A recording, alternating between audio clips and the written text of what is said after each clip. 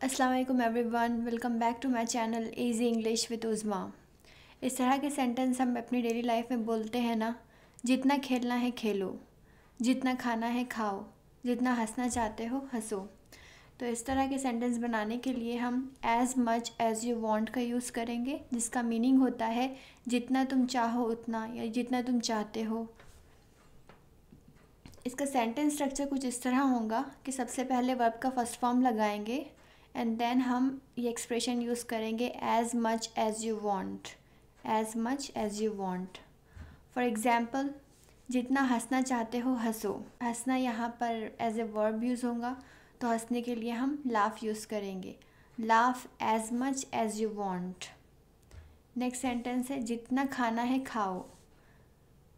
खाने के लिए हम eat as a verb use करते हैं। Okay, eat as much as you want, eat as much as you want. Next sentence है जितना बोलना है बोलो या जितना बोलना चाहते हो बोलो। तो कहेंगे speak as much as you want, speak as much as you want. जितना खेलना है खेलो, तो हम कहेंगे play as much as you want, play as much as you want. खेलने के लिए प्ले वर्ब यूज़ करेंगे। जितना पढ़ना है पढ़ो, पढ़ने के लिए स्टडी। सेंटेंस कुछ इस तरह होगा, study as much as you want, study as much as you want. जितना पढ़ना है पढ़ो।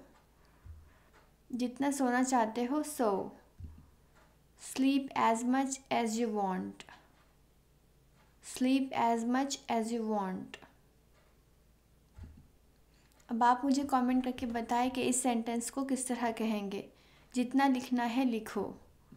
Thank you for watching this video. अगर आपको ये वीडियो पसंद आए तो लाइक करें, चैनल पर नए हो तो सब्सक्राइब करें, फ्रेंड्स के साथ शेयर करना ना भूलें। अल्लाह हाफिज़।